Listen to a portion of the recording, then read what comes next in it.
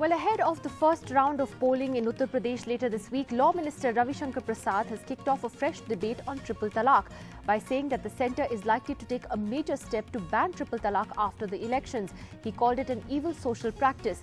The opposition says this is a bid to create a social divide ahead of the polls, but many others say this is simply righting a wrong. The Law Minister joins us tonight on Left, Right and Centre. Mr. Prasad, thank you for speaking to us this evening, sir. When you said that the centre is likely to take a major step on triple talaq, what exactly did you mean, sir? Because the case is also currently before the Supreme Court. So what is it that the centre can do? First of all, that is a wrong quotation referable to me. What I have said is, let me give you the background. Much before the election started, certain victim women went to Supreme Court questioning triple talaq. The Supreme Court sought our opinion, which I finalized as Law Minister under direction of the Prime Minister. Nidhi, we have taken three issues.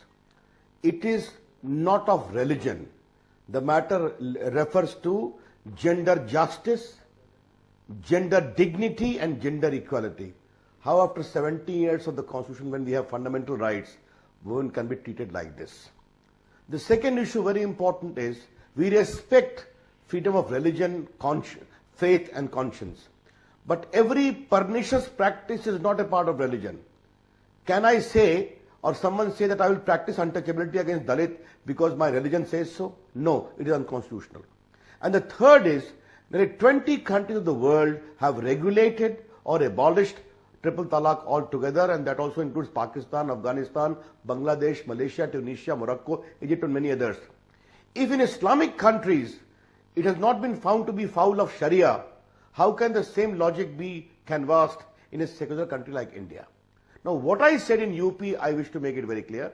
I said it is an important issue, and Mayawati ji, Akhilesh Yadav and Mr. Rahul Gandhi need to explain their position, because the matter concerns dignity of women. That's how the matter is there. So you didn't say that that the centre was likely to do something about it after the election. You're saying you didn't say that you only gave, you only asked the opposition to clarify their stand while the government has clarified its. I must tell you one thing very clearly, Nidhi. Before the Supreme Court, we are going to articulate our concerns completely in support of the deep concerns of the victims of triple talaq. This is patently unconstitutional. That is our stand. As far as the Law Commission is concerned, the Law Commission is hearing the matter, getting response from all over the country. Thousands have come about there on the Uniform Civil Code, and we want a larger debate to go there about the whole nuances of Uniform Civil Code. But triple talaq is completely different. There is a challenge before the Supreme Court, and the Supreme Court is to adjudicate, and we have disclosed our stand. But yes, it remains a very important issue for the country. And I would submit, Nidhi, yes, that whether it is the Mayawati's party or Rahul Gandhi or Akhilesh Yadav are keeping mum over it, because it is a textbook case of appeasement politics. That's how I see it. Well, I agree with you that it's a very important issue of gender justice, and as a woman I can say that it is a very important issue of gender justice. But you brought up the issue of the Law Commission, Mr. Prasad, and it's interesting because the Law Commission chairperson Justice Chauhan told the Indian Express today that they've got some 40,000 plus responses on the issue of triple talaq, and most of them have opposed spontaneous triple talaq as it is currently practiced, and not in keeping in mind what has actually been stated in the Sharia, which is a mandatory 3-month period of reconciliation first. I just wanted to understand the government's position on that reconciliation period. Is the government's position that the triple talaq should be abolished completely, or that the reconciliation period should be followed? What is exactly the position? First of all, as far as Law Commission is concerned, Nidhi, I cannot make any comment, because a proper statutory respectable body is considering it. But presently our stand is qua the serious case of discrimination and unconstitutional victimization being met by the victim Muslim woman before the Supreme Court. And we have explained that very clearly and categorically. And again I repeat, today it is not the occasion for me on your channel to decide into the nitty-gritty of the whole matter. The focused opposition articulating the larger constitutional values, animating all the issues, we have already conveyed to.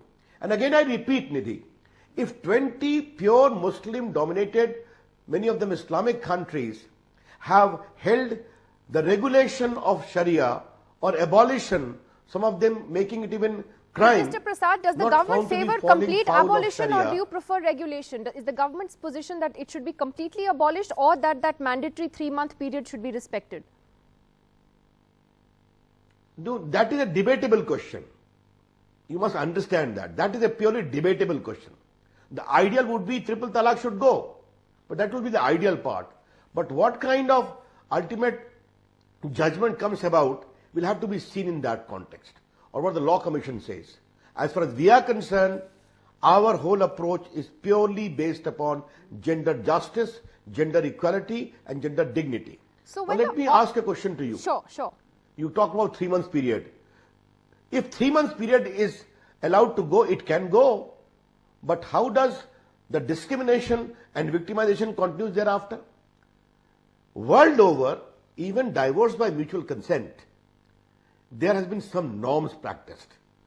Your consent must be obtained by proper, open, free will, without undue pressure, Absolutely. undue influence.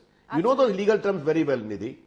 Therefore, world over, even divorce by mutual consent has to be a proper, fair mechanism. That's only thing we are saying.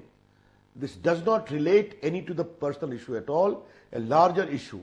See how other countries, Islamic countries, in India also, divorce laws have emerged over the years, Mr. properly Prasad, recognizing how the do you safety and respond, though, safeguard of women. to the And that's opposition's a good thing. criticism today that this is, you made this comment in particular before the first round of polling in UP, that this has been done as a precursor to talking about a uniform civil code. You've made it very clear this is not about uniform civil code, this is about gender justice, and I think many people will agree with that. But the opposition's claim is that this was deliberately timed before the election. Nidhi, my reply to this query is very simple.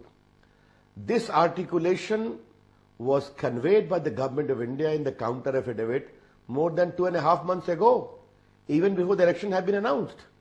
It is a part of record before the Supreme Court. You may have seen many of my own interview where I have articulated my position. Therefore, I am not shifting. They are shifting the goalpost, point number 1. But point number 2, yes, UP is a big state. A lot of Muslim women come from that state.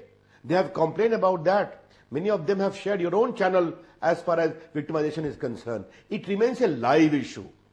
And if I had to maintain that, a question was asked, I replied to it. Then who is shying it away? Again I say, the opposition are shying away because of rank vote bank politics. All right, Nothing but else. it is a question we will ask the opposition as well. Mr. Prasad, thank you very much for joining us tonight on that important issue. Let's see where this goes in the Supreme Court in the weeks and months ahead. Thank you.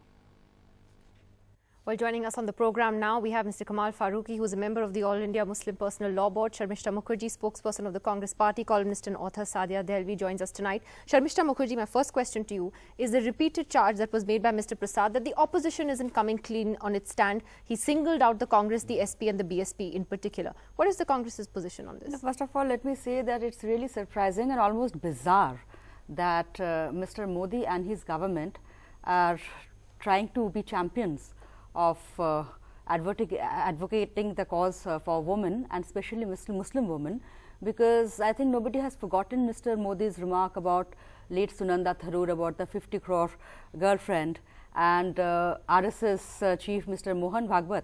He said that marriage is a contract and if the man is not happy, satisfied, he has got full right to divorce. So now suddenly they are coming out as this great champion of for Muslim women. That itself is really something which is very bizarre. What is the and Congress secondly, position on triple talaq? We have always said that it needs wider consultation with various stakeholders. This is something which is, and especially now it is under the consideration of Supreme Court. So we should all go by the judgment and we should await. But definitely this is something which is really needs to be looked into seriously. We don't deny that at all, but it cannot be imposed by somebody. It has to be done with wider consultation with various stakeholders. Let me just take what you said to Mr. GVL Rao of the BJP. Mr. Rao, I think what Sharmishta Mukherjee is also trying to say is that since the Supreme Court is already seized of the matter, Is it being deliberately raked up ahead of UP? In order to, in a sense, make it a poll issue? And Mr. Prasad admitted there in the interview that, yes, there is a large constituency of Muslim women that we're talking, they have expressed their concerns about triple talaq. But why not just wait for the Supreme Court order? No, Nidhi, aren't elections about issues? Should elections be bought, should they be fought only on mundane issues? Is gender not an important issue to be considered in elections? I think I disagree with Ms. Sharmista, and we know what is the Congress party. I think at least there is nobody from BJP with the record of burning people in Tandoor, or the kind of statements that Digvijay is saying, her own brother denting, painting. I think we don't make such comments. So let's leaving that aside. Leaving that aside, leaving that aside, no, can I, leaving that aside, leaving, please, I think let me, yeah, fine, but he is a party MP, Congress party MP from West Bengal. But that's not the point. The point is on triple talaq. Okay, now, you're right, because it is an issue, and I think you have a good point there. That it is an issue that you believe needs to be discussed, even though it is just subjudice. one more point. Yeah, okay. But you see, Allahabad High Court had made observations only in December that the practice of triple talaq, polygamy, and nikah halala, these are militating against fundamental rights of women. They are unconstitutional. A High Court has already made these observations only a couple of months ago. Supreme Court is certainly going to. Nobody can claim that we should not discuss an issue which is militating against the fundamental rights of women. I think this is actually bizarre. For the Congress party, the appeasement is so important. Minority appeasement is so important. They would rather side with the rabid elements. They would write, they want to side with the rabid elements of the 33% reservation they want to side with the rabid elements of the community, but not talk about the women's rights. Let me get Sadia by the Congress party. I hold no I brief think for she the doesn't Congress. have argument. She's not letting me complete. I hold One no second, brief Mr. for Rao. the I got your point. I Congress just want or to the get Sadia. BJP. No, it's a very What we have seen just now in the unbecoming. last few minutes is One very second, clear. Unbecoming of Congress spokespersons.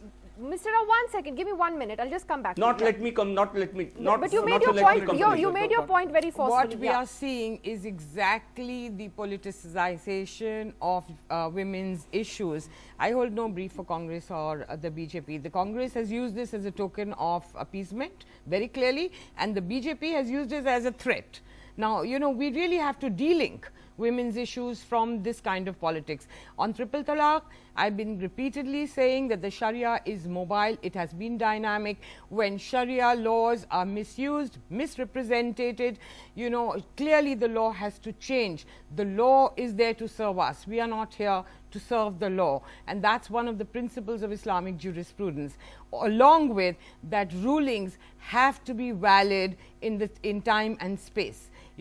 Jurists have traditionally looked at rulings and then applied them and changed them historically so that they are valid and they are useful for the societies that exist. So I think look at let's look internationally what's happening. It's amazing how people of different faiths and nationalities are really coming together to fight against racism, fascism, for gender justice.